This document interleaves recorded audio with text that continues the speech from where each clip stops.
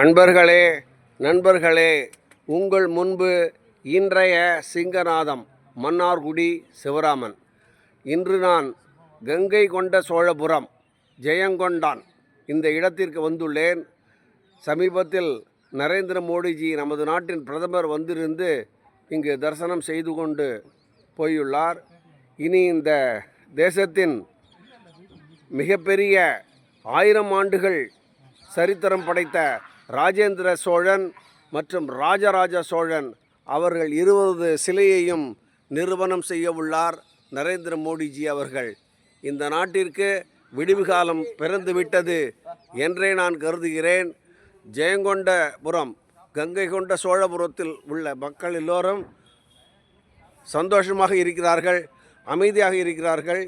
இந்த ஊருக்கு கிடைத்த பெரிய ஒரு அதிர்ஷ்டம் இதுதான் என்று நான் கூறிக்கொள்கிறேன். இந்த மண்ணை ஆன்மீக மண் என்றால் மக்கள் எல்லோரும் ஆன்மீகத்தில் தலைத்துள்ளார்கள். ஆனால் இது பெரியாரின் மண் என்று சொல்லி வருவதை பெரியாரே ஒரு மண் என்று சீமான் சொல்லி வருகிறார். ஆகவே இந்த மண்ணின் பெருமையை நாம் பறைசாற்றுவோம். ராஜேந்திர சோழன் மற்றும் அவருடைய தந்தையான ராஜராஜ சோழன் இருவரின் சிலைகளையும் பிரம்மாண்டமான சிலைகளை நரேந்திர மோடிஜி அவர்கள் இங்கு நிறுவன உள்ளார்.